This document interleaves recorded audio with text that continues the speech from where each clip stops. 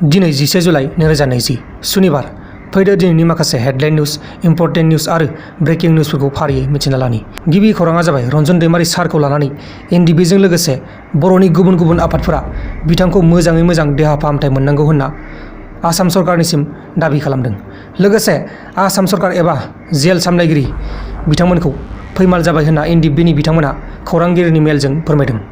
लोगोसे अदालगुरि जाखियापारा गामियाव दिनैहाय दहाय साननि 1:00 रिंगायाव ट्रेक्टरजों एक्सिडेन्ट जादों। ड्राइभारनि मुङा गबिन ब्रह्म। बिथाङा दै सिङावनो नोगोद 2 मिनिटसो थाखादों होननानै मिथिनाय जादों। दा बे बिथांखौ देहा फाहामसालियाव लांनाय जाबाय हस्पिटालाव। गारिखौ लोंनानै सालायदोंमोन होननानै मिथिनाय जादों। दानिया फैदो गुबुन खौराङाव।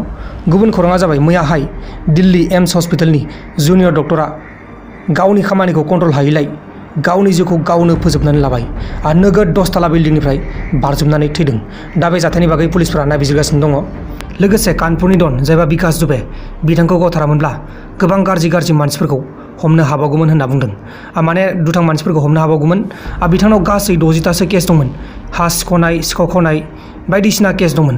बिथाङा बिजेपिनि जानो गोनां एमएलए ना मन्थ्रि बिथांखौबो 30 जन पुलिसफोरनि सिगाङावनो गावथारदोंमोन। थेवब्लाबो बेखौ हमनो हायाखैमोन। बेबायदिनो गोबाव बोसोर थाखांनानैसो नैबे जुलाइ दानाव जाथाय जायो आरो इउपि पुलिसजों बे बिकास दुबेया गावथार जानांगौ जायो। दानिया फैदो दिनैनि माखासे हेडलाइन निउजफोरखौ फारियै मिथिना लानि। हेडलाइन निउजफोरखौ बेखेवथ'यैनि सिगां आंनिफ्राय मोनसे गुरै खावलायनाय। बे खावलायनायानो जाहैबाय दासिमबो जुदि नोंथांमोना आंनि बे प्रान्जल नार्जारि इउटुब चेनेलखौ साबस्क्राइब खालामाखै अब्ला अन्नानै साबस्क्राइब खालाम। गिबि हेडलाइन निउजआ जाबाय मध्य प्रदेशनि मोनसे गामियाव बा दरसे गामियाव सासे सेंग्राया खेबसेनो मोनसे मन्दपआवनो सानै हिन्जाव हाबा खालामदों। सासेया गोसथोनायमोन आरो सासेया बिमा बिफाया नायनायमोन। बिमा बिफा नायनायखौ बिमा बिफाया हाबा खालामनो होबायमोन आरो बे जायबा सेंग्रा बे सेंग्राया गावनि गोसथोनायखौ हाबा खालामगोन होननानै बुंदोंमोन। बेबायदिनो पन्सायतआव माखासे सावरायलायनाय जायो आरो सावरायलायनायनि गेजेरजों बे सेंग्राया खेबसेनो मोनसे मन्दपआव सानै हाबा खालामनो गोनां जाबाय।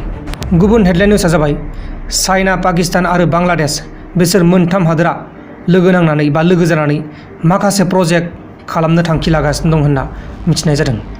गुबुन हेडलाइन निउजआ जाबाय रन्जन दैमारि बिथांखौ मोजाङै मोजां फाहामथाय मोननांगौ होनना बिथां प्रमद बर'आ दाबि खालामदों। लोगोफोर दिनैनि बेलासिनि रादाबफोरा बेखिनिल'मोन। जुदि नोंथांमोना आंनि बे भिडिअखौ मोजां मोनदों अब्ला भिडिअखौ लाइक खालाम। लोगोसे चेनेलाव गोदानबा चेनेलखौ साबस्क्राइब खालाम।